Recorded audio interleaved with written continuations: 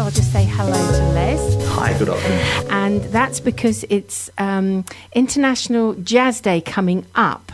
Yes. So we're going to do a little bit of focus on jazz, which I thought was rather exciting too. Les has come into the studio because, as I said, it's next week. It's International Jazz Day across the whole of the world. He's very kindly given me a bit of information. The United Nations Educational, Scientific and Cultural Organization, UNESCO for short, officially designated a date in 2011, in November 2000, they designated the 30th of April as International Jazz Day in order to highlight jazz and its diplomatic role of uniting people in all corners of the globe.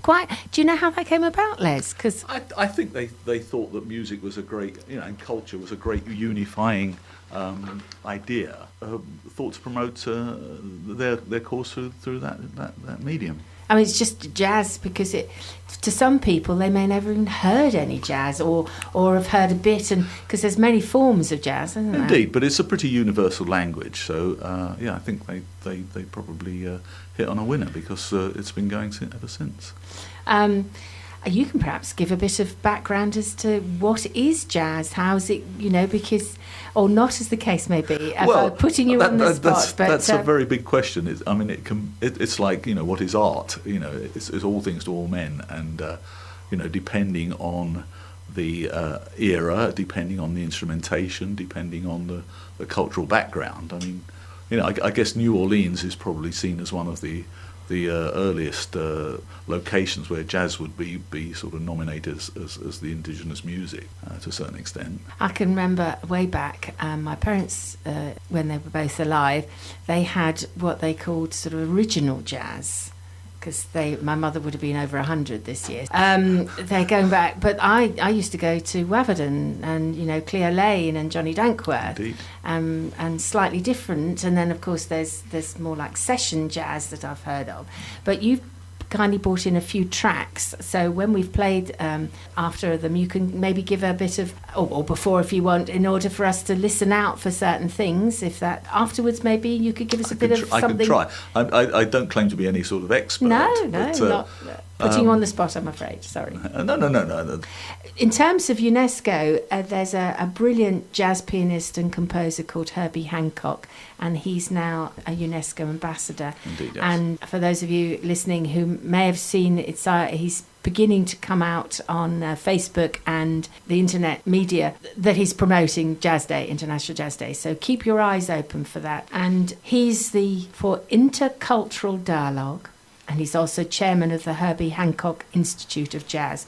And this particular institute is the lead non-profit organisation charged with planning, promoting and producing this annual celebration. So I've seen in lots of other different parts of the world that it's actually a huge thing. And in fact, in the UK, I've seen things in Manchester happening, in London. Yeah, well, it was International Jazz Day that helped us form a group to promote live music in Leamington Spa and around Warwickshire, and we had our first gig in 2015. Okay. And on the back of that, I've celebrated every year since, and we have another one coming up, which is partly why I'm here. Well, you just mentioned then helped form, so you are treasurer of a group organisation called In the Moment. Yes, a very small group of people who realised that a lot of live music wasn't being heard because venues were closing or pubs were expecting players to simply turn up for sort of open mic live sessions and not be paid. And it really was very unfair to the professionals and aspiring amateurs who wanted to really use their music as a form of livelihood. So you promote different musicians, different groups. Yep. How does that work? Well, we tend to have about 3 events a year in different venues and celebrating either jazz or blues or other forms of music. And on the committee of In the Moment, there are a couple of enthusiastic performers who often form the backing group or the session men behind invited more well-known individual performers. Okay. So we've had people like Annie Whitehead and John Etheridge playing in gigs that we have organised, and we're lucky enough to attract funding from the Arts Council and Warwick District Council. So that helps with the covering the costs if the sales of tickets aren't sufficient. So how did you get that relationship going? Well, they are Warwick District Council have arts funding which they can award to nominated groups. The Arts Council, obviously, it's their remit on a national level to promote cultural events, and we simply applied and had to meet certain criteria. Okay. Particularly in reach of audience, so in terms of ethnicity and access for disabled customers and so on and so forth. So you have different venues that you Yes, use? I mean we've tried also to help hire venues that might otherwise not either see live music or might be under threat if they weren't used and people were aware of their availability. So an example of that Well, would be? we have used the Pump Rooms, which is historic building in Leamington Spa and has been a live music gig for a while.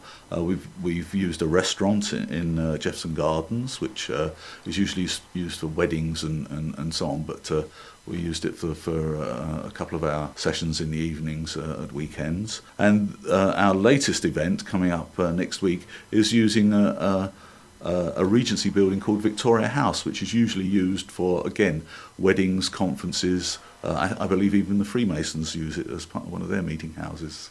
So, and it's going to be used for music? Yes, it has a bar and it has a lovely garden and an auditorium where we're hoping to get about 100 people. Okay. Tell us a little bit about this particular group and... The backing to the singer, Elena, was a group called Interplay, who are a group of players who perform together and in sessions and with other bands. And they, as I say, form basically the rhythm section for a lot of in-the-moment events. They are the sort of core players who back our invited guests. And they are playing? Yes, they are doing exactly that. So they are Alan Wakeman, who plays saxophone and flute, Richard Baker, who plays trombone, Neil Hunter, who plays keyboards, Dave Balin, who plays drums, and Adrian Litvinoff, who is my co-committee member on In the Moment, who plays bass, both electric bass and double bass. And they are Interplay, and they are backing next week on the 5th of May, which is the Sunday, Alina Bzinska, who plays harp, and Tony Coffey, who plays sax. And they are internationally well-known, award-winning performers, and we're very lucky to have them. And they are playing at Victoria House? Yes, indeed. So this is a new venue for us, 100-seater. Tickets are now available from a website called We Got Tickets, and there is a link available on In the Moment's Facebook page. So that is live at the moment, and tickets are going very well at the moment. Well, I look forward to Googling them a bit more and listening to a bit more what the kind of music that they cover. I mean, this particular event, as we said earlier, is for International Jazz Day, but they are particularly performing tributes to the work of Alice and John Coltrane. So that will feature heavily in the programme.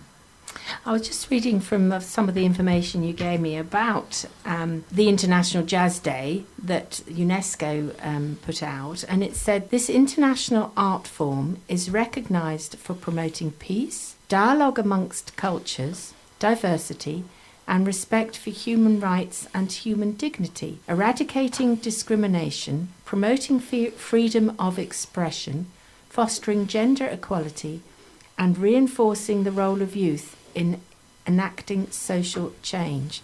That is quite a mission statement. Indeed, for music. But anyone familiar with the music would know that it does exactly what it says on the tin. I mean, not always, and it does sound rather idealistic. In breaking down discrimination, the birth of jazz in New Orleans was mostly from the black community. A lot of the main proponents in the 20s and 30s. Came from that ethnic group. So, and presumably giving a voice that might otherwise not have had a chance for expression. Indeed, yes, with the discrimination laws in the States, particularly at the time. Yeah. So, as I said, the tickets are now available, but also Alina will be talking about her work in a discussion before the event, which is free, and that starts at 6:30, whereas doors open for the paid event at 7:00.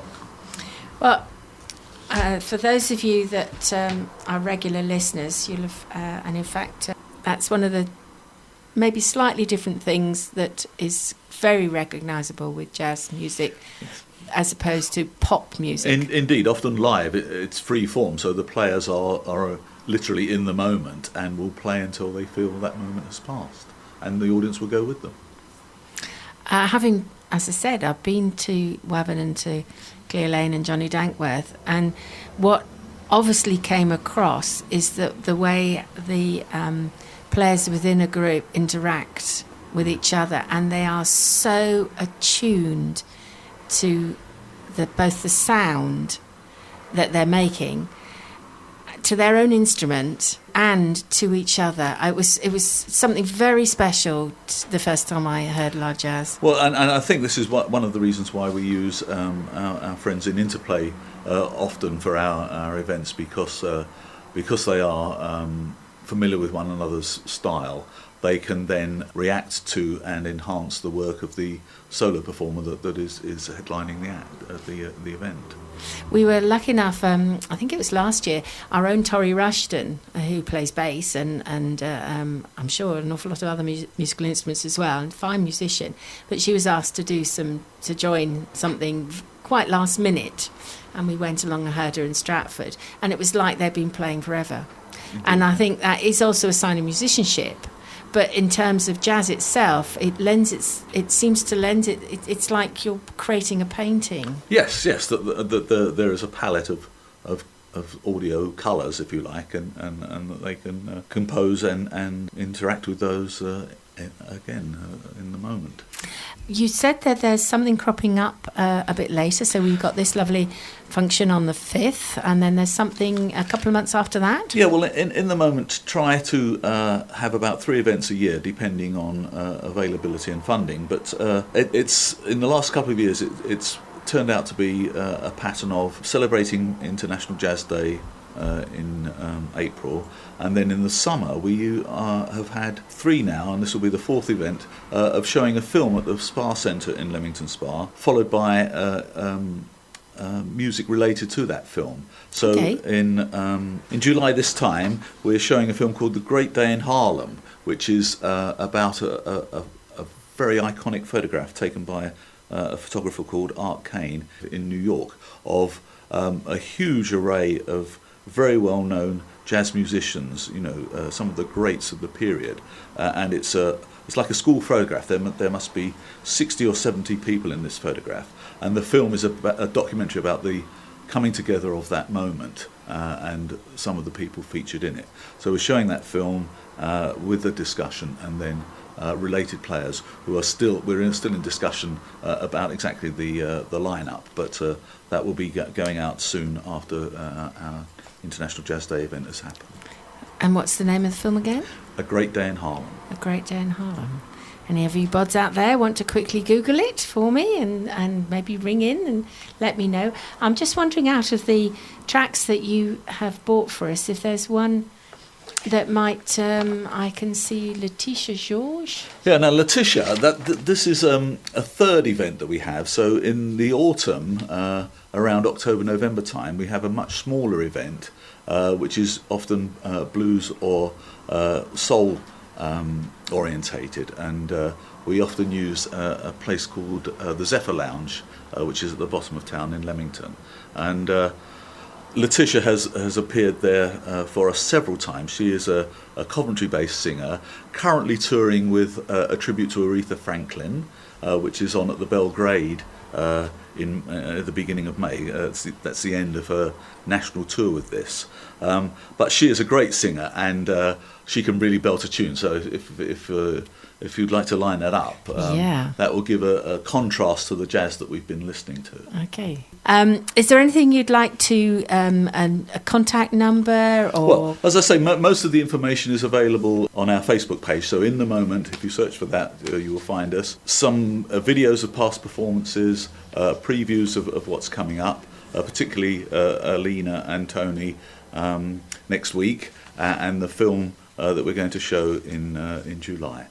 So much appreciated. I really have enjoyed my afternoon with you. Oh, we've enjoyed having you. Thank you so much. And look forward to maybe catching up with you later on in the year. Yes, if you'll have us back, I'm sure there'll be other events we'd like to promote later in the year. Good. Okay. Thanks a lot.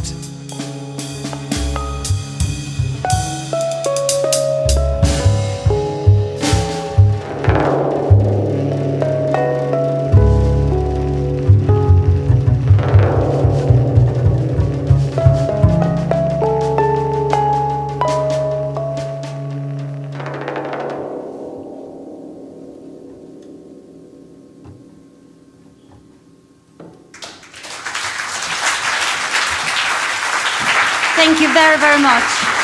Thank you. Larry Bartley, double bass. Joe Prime, percussion and drums, and Tony Cocker on saxophone.